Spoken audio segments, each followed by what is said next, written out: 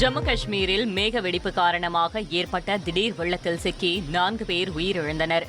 ராம்பன் தோடா மாவட்டத்தில் கடந்த 29ஆம் தேதி இரவில் மேகவெடிப்பு காரணமாக கனமழை பெய்தது.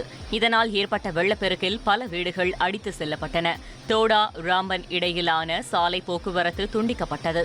இதனால் நூற்றுக்கணக்கானோர் சிக்கி தவித்தனர்.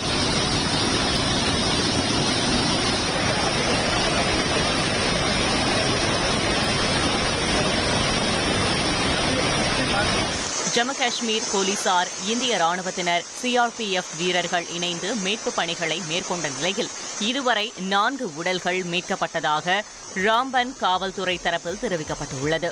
இதனிடையே ஜம்மு நகரில் பலத்த மழை பெய்ததால் சாலையில் வெள்ளப்பெருக்கு ஏற்பட்டது.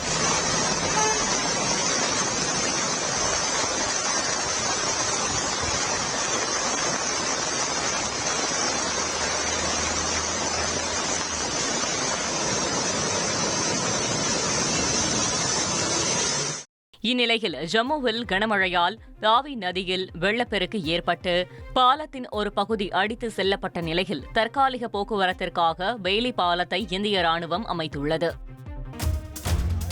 பப்பாளி பழம் பறிக்க சென்று கிணற்றில் தவறி விழுந்த 55 வயதுடைய முதியவரை தீயணைப்புத் துறையினர் பத்திரமாக மீட்டனர்.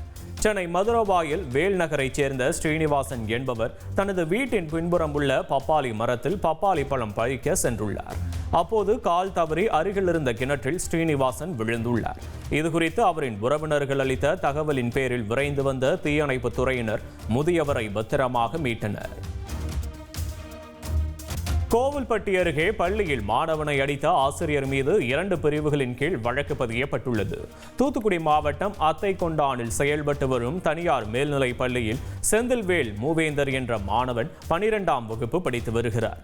சம்பவத்தன்று அப்பள்ளியின் ஆங்கில ஆசிரியரான சங்கிலி பாண்டி என்பவர் பின்வரிசையில் மற்றொரு மாணவனிடம் பேசிக் கொண்டிருந்த செந்தில்வேல் மூவேந்தரை மூங்கில் கம்பால் அடித்ததாக கூறப்படுகிறது. இதுகுறித்து மாணவர் கொடுத்த புகாரின் அடிப்படையில் ஆசிரியர் சங்கிலி பாண்டியன் மீது போலீசார் வழக்கு பதிவு செய்துள்ளனர். இனி செல்லும் இடமெல்லாம் செய்தி. தந்தை டிவியின் வாட்ஸ்அப் சேனலை ஃபாலோ பண்ணினா செல்ல இருக்கும் இடமெல்லாம் செய்தி. இதோ QR கோட் இப்பவே ஸ்கேன் பண்ணுங்க, ஃபாலோ பண்ணுங்க.